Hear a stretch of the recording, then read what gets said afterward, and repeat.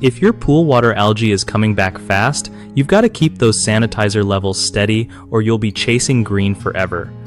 Alright, so first off, check your sanitizer levels every couple of days, like chlorine or bromine, whatever you use. Don't just eyeball it, get a good test kit and actually measure it. Next, shock your pool regularly to kill off any algae spores hiding out.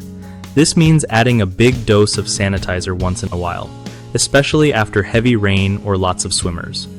Keep your pool filter clean and running for at least 8 hours a day to get rid of tiny algae bits floating around. Brush your pool walls and floor often, because algae loves to stick where it's shady and slimy. Also, balance your pool's pH between 7.2 and 7.6 because if the water's too acidic or basic, sanitizers don't work as well. Don't forget to vacuum up any debris that can feed algae growth, like leaves or bugs. Lastly, consider using an algaecide as a backup, but don't rely on it alone. Sanitizer levels are the real MVP here. One of the biggest mistakes people make with pool water algae returning quickly is not maintaining consistent sanitizer levels. When chlorine or bromine drops too low, algae grow like crazy. Fix this by testing your water more often and adjusting sanitizer daily.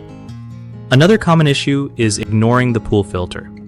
If it's dirty or clogged, water doesn't circulate properly, letting algae take over. Clean or replace your filter cartridges regularly and run the pump enough hours daily. Third, skipping routine shocking after heavy use or storms lets algae spores survive and multiply. Make shocking part of your regular pool care routine to keep algae at bay.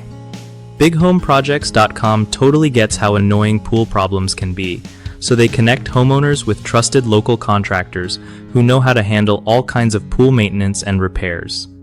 Plus, if you're a contractor looking for work, BigHomeProjects.com helps you find clients who need your skills, saving you time and hassle.